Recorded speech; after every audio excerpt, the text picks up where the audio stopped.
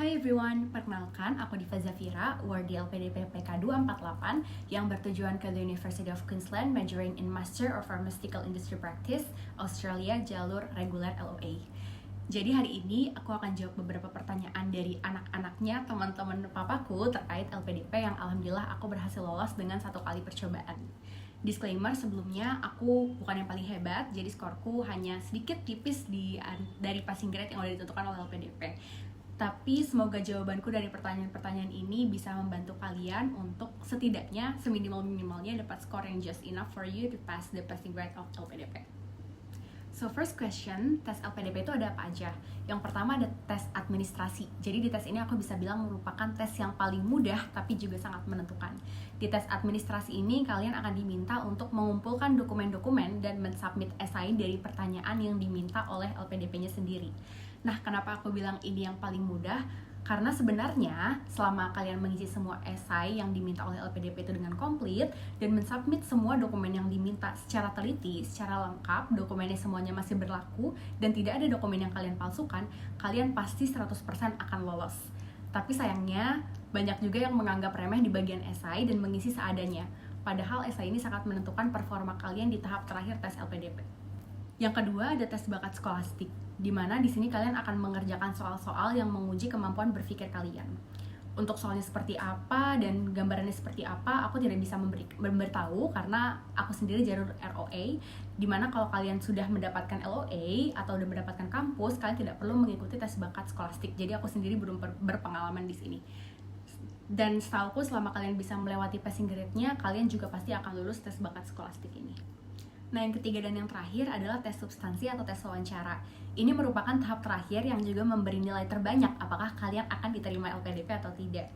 Tes ini yang paling tricky menurutku pribadi karena sangat-sangat subjektif. Standar bagus dari orang itu berbeda dan tergantung dengan kalian dapat pengujinya itu siapa. Nah, di tes ini kalian akan banyak ditanya based on essays yang udah kalian susun di awal di tes administrasi. Makanya aku bilang tes administrasi itu jangan pernah diremehin, karena kalau kalian dari essay udah ngalor ngidul, kalian udah asal-asalan dan seadanya aja, itu akan menyulitkan kalian di tes substansi ini nantinya. Second question, gimana cara dapat LOA dari univ luar negeri? Sebenarnya ini tergantung dari univnya sendiri, tapi pasti yang kalian butuhin adalah dokumen-dokumen resmi seperti ijazah yang udah ditranslate oleh penerjemah tersumpah. Ingat, harus penerjemah tersumpah. Kemudian ada skor IELTS yang mumpuni sesuai requirement dari kampusnya, CV, dan motivation letter. Di beberapa kampus dan jurusan tertentu, kalau yang aku lihat sih biasanya matematika atau teknik, mereka akan minta skor GMAT to test your reasoning ability. Jadi beberapa kampus memiliki requirement yang berbeda dengan kampus lainnya. Tapi kalau untuk aku sendiri, aku apply dengan dokumen dan skor IELTS minimum 6,5, jadi for me it's not that bad, karena nggak perlu GMAT dan segala macam. Dan untuk submission pertamaku, aku dibantu oleh konsultan yang kalian bisa dapatkan secara gratis, contohnya iCan. Dan submission selanjutnya, aku udah mulai terbiasa, jadi aku bisa mencarinya secara mandiri. Caranya kalian tinggal cek aja di website kampusnya, biasanya mereka udah langsung ngarahin ke registrationnya kalau kalian mau daftar. Semua requirement lengkap dan kalian bisa upload sesuai dengan yang diminta oleh kampusnya. Third question, kursus IELTS di mana supaya dapat skor IELTS tinggi? Sebenarnya banyak banget tempat les IELTS seperti British Council, ada Wall Street English, tapi kalau aku pribadi aku nggak les, aku belajar dari buku Cambridge IELTS Academic, ingat academic, dan YouTube-nya IELTS Advantage. Itu sangat bantu aku untuk belajar writing, dan tambahan lainnya aku juga biasanya mengerjakan soal-soal mock-up IELTS test di Google, search aja di Google. Dan menurutku IELTS itu tricky di writing dan speaking karena once again sangat subjektif.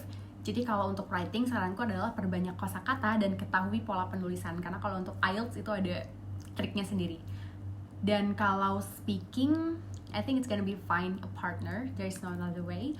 Aku dulu latihan speaking dengan cara late night call with my boyfriend, all using English, dan itu jauh membuat bahasaku improve dibandingkan dengan aku latihan speaking one way di YouTube.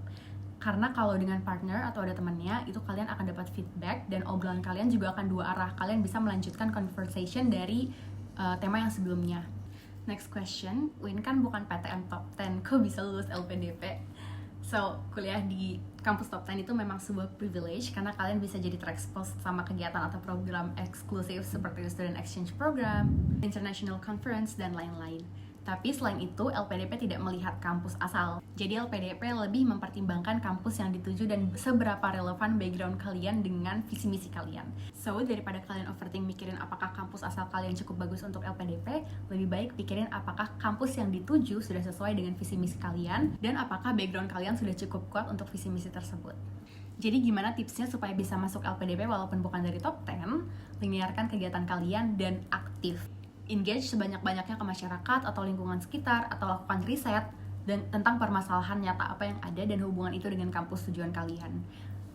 Dan kalian juga harus linearkan bagaimana matkulnya bisa membantu kalian mengatasi masalah itu, bagaimana impact-nya, dan semakin banyak kalian peduli dengan permasalahan sekitar, semakin dalam kalian memahami root cause-nya, semakin direct juga impact yang bisa kalian lakukan.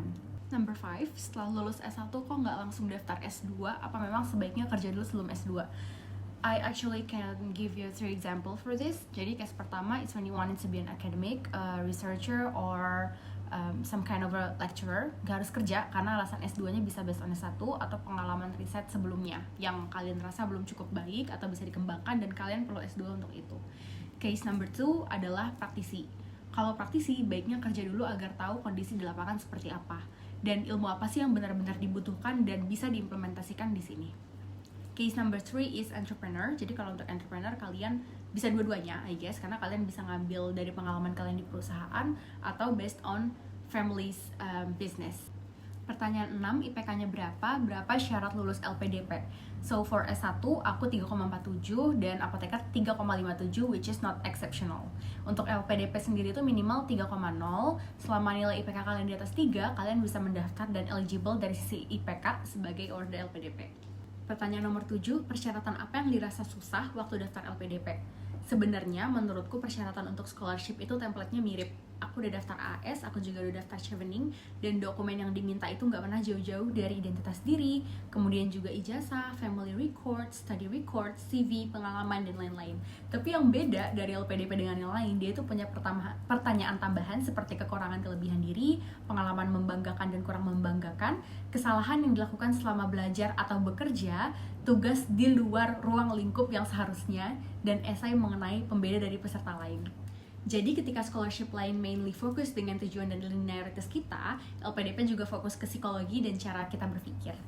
Dan ngisi esai yang seperti inilah yang menurutku lumayan challenging karena harus banyak berkaca terhadap diri sendiri, banyak refleksi, dan harus bisa merangkai kata-kata supaya kalian gak kelihatan sombong ketika menjawab esai mengenai kelebihan, tapi juga gak kelihatan rendah diri ketika menjawab esai mengenai kekurangan. Pertanyaan ke-7, esai tentang apa? Aku angkat permasalahan tentang gimana Indonesia masih banyak import raw material untuk obat dan gimana ini bisa mempengaruhi jangka panjangnya. Jadi aku state di esaiku kalau aku tahu kondisi ini sejak aku S1 dan udah usaha apa untuk mengatasi masalah ini, dan sekarang aku lihat juga di pekerjaanku di industri bagaimana permasalahan ini mempengaruhi industri farmasi secara langsung. Dari gambaran secara singkat ini kalian bisa lihat gimana aku susun esaiku dengan linear dan meng-highlight topik yang sama dari aku S1 sampai aku apoteker, sampai aku kerja, dan apa yang sudah aku coba lakukan untuk mengatasi permasalahan ini. Berangkat dari sini, aku juga bahas kira-kira apa sih yang bisa aku tambahkan, gap apa yang ada yang hanya bisa diisi kalau aku S2, dan aku alignkan dengan studi yang akan aku lalui. Ini semua aku paparkan di esai dan aku bahas kenapa harus Master of Pharmaceutical Industry Practice, kenapa harus University of Queensland, kenapa harus Australia, dan itu harus sangat kuat. Setelah itu aku paparkan juga kontribusi aku rencananya seperti apa ketika aku selesai S2 dan sampai di Indonesia. Aku buat concise dan doable, misal menjadi researcher di industri yang memang mengembangkan bahan baku obat selama bertahun-tahun, dan kemudian aku rencanakan juga kira-kira dalam 1 tahun aku akan seperti apa, 5 tahun kemudian, dan 10 tahun kemudian aku mau menjadi apa. Semuanya align, dan ini membantuku di interview juga, jadi pertanyaannya tidak jauh-jauh dari esai yang sudah aku bikin. Pertanyaan ke-8, rencana riset S2-nya apa relate dengan pekerjaan sekarang? Relate sih, jadi kalau untuk riset, karena aku mengambil raw material independence sebagai topik utama, aku ambil salah satu cara untuk modifikasi raw material dengan cara complex inclusion. Ini memang sangat-sangat teknis, tapi intinya adalah gimana caranya untuk kita bisa meningkatkan disolusi dan kelarutan dari suatu zat yang nantinya bisa digunakan dari misalkan obat minum secara oral maupun yang suntik. Kan kalau misalnya kita bisa minum dari banyak rute, jadi bisa dimanfaatkan untuk banyak sediaan obat, lebih banyak obat, kemudian nanti juga bisa meminimalisir kita untuk melakukan impor. Intinya gitu. Pertanyaan 9, kenapa milih S2 di Australia bukan di Eropa? This is actually a question that really depends on what you're after. Kalau aku karena memang mengangkat isu kemandirian bahan baku dan Australia itu one of the leading country in Southeast Asia for drug manufacturing. Dia terkenal dengan approval FDA atau BPOM-nya yang cepat. Jadi aku ambil Australia dibandingkan dengan Eropa. Nah, kalian harus cari juga alasan kuat kira-kira kenapa mau ambil di negara itu dan kampus itu. Oke, last question of the day. Tes interview ditanya apa aja? Ini kebetulan aku setelah interview langsung tulis pertanyaannya, jadi silahkan di pause videonya. Semuanya masih berkisar di esai, ada beberapa yang unexpected. Contohnya, aku ditanya tanggapanku tentang tinggi impor itu bukan berarti karena tidak ada ilmu, tapi karena biaya yang mahal dan approval yang lama. Nah, kalau pertanyaan seperti ini, ada baiknya kita tidak terlihat sombong dan merasa bahwa masalahnya bisa kita selesaikan secara mandiri. Di sini aku jawab bahwa memang kurang pengetahuan itu bukan satu-satunya masalah, dan disinilah pemerintah juga bermain peran. Pemerintah sendiri sudah mendorong industri untuk mengembangkan bahan baku obat mandiri yang peraturannya dikeluarkan oleh BPOM. Sedangkan terkait dengan approval, ini merupakan salah satu yang ingin aku pelajari di Australia yang terkenal dengan approvalnya yang cepat. Jadi aku membahas mengenai dua sisi tersebut. Kurang lebih seperti itu, kalian harus riset dengan banyak supaya kalau memang ada pertanyaan yang di luar esai, kalian masih bisa improvise dengan baik. Ingat juga untuk selalu keep humble, selalu terbuka untuk kolaborasi, dan jangan anggap diri kalian sehebat itu untuk bisa menyelesaikan masalah yang besar sendirian. Okay, I think that's all the video for today. Thank you so much for watching.